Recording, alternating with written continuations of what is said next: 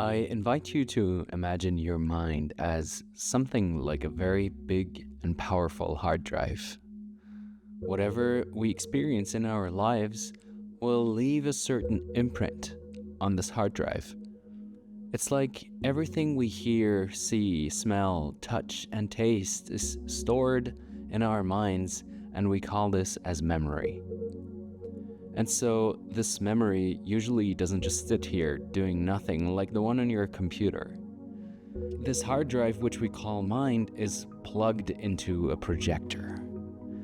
A projector that is constantly running the movie directed by the memory stored on that hard drive. So all the impressions we gathered in the past get stored on our mind, and they're constantly being projected onto the screen of life.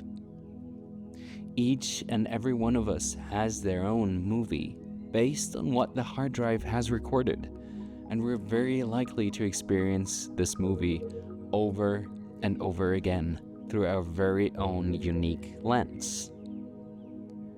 Every day when you wake up thinking that you're starting off your day all fresh and new, in reality, your mind is pre-programmed by its memory, and you're watching your very own movie that it is projecting onto the screen of your life. Now, when we say that this process here at Akash is about no longer being controlled by thoughts, what does that mean? I want to address two dimensions that the mind mostly dwells on. Number one, the past, and number two, the future. In many ways, this means that our mind has done the recording in the past and then constantly projects it onto the future. So, in the past, we've all experienced, seen, heard, and done different things in our lives. We've been told many things about ourselves or the world we live in, and we've drawn conclusions. Our mind starts recording on the hard drive from the moment we're born, possibly even earlier.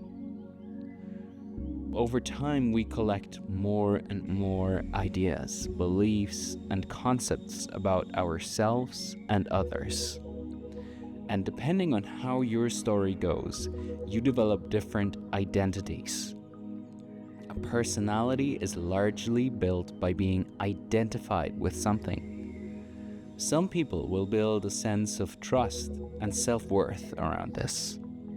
Others draw fear and self-doubt from whatever they have identified with. Now, the problem is, it doesn't matter if you have self-worth or self-doubt.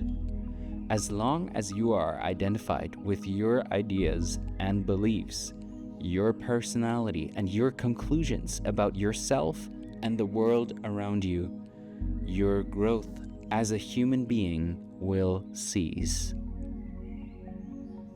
Imagine what would happen if you no longer automatically identify with everything you believe, everything that your mind tells you. Have you actually ever questioned what that voice inside your head is constantly telling you? Have you ever wondered why different people see the world differently? It's not about right or wrong. It's about an experiment. What happens when we shine a flashlight into the dark and unconscious and detach ourselves from our own movie so that we have the chance to experience something new and develop into the life we want to be? Okay, so I mentioned two dimensions, past and future. The future is something that our minds just love to delve in, isn't it? We all hope that things will be better for us in the future. We just have to finish school and then everything will be great.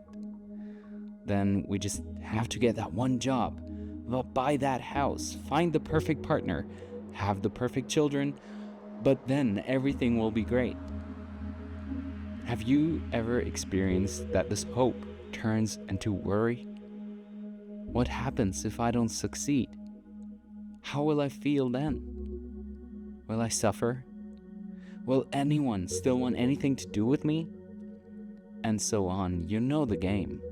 Whether you call it hope, worry, or expectation, essentially, your mind is making you suffer something that is not a reality right now. This is a game your mind plays with you if you're letting it rule you unconsciously. Again, powered by your memories of the past, your unconscious thoughts are dictating your experience in the now and are causing an endless cycle of the ever same impressions and experiences over and over again. So instead of experiencing this reality right here, right now, you end up in an illusion of your mind. Now, what if you could get your mind, rooted in this present moment, to consciously craft a powerful vision to enable you to draw in the experiences you want to have? Imagine the clarity, focus, and ease you'd get from being able to place your attention more and more in this present moment. And using this as a stepping stone, you enable your mind to consciously shape the reality you want to experience and have it manifest right here, right now.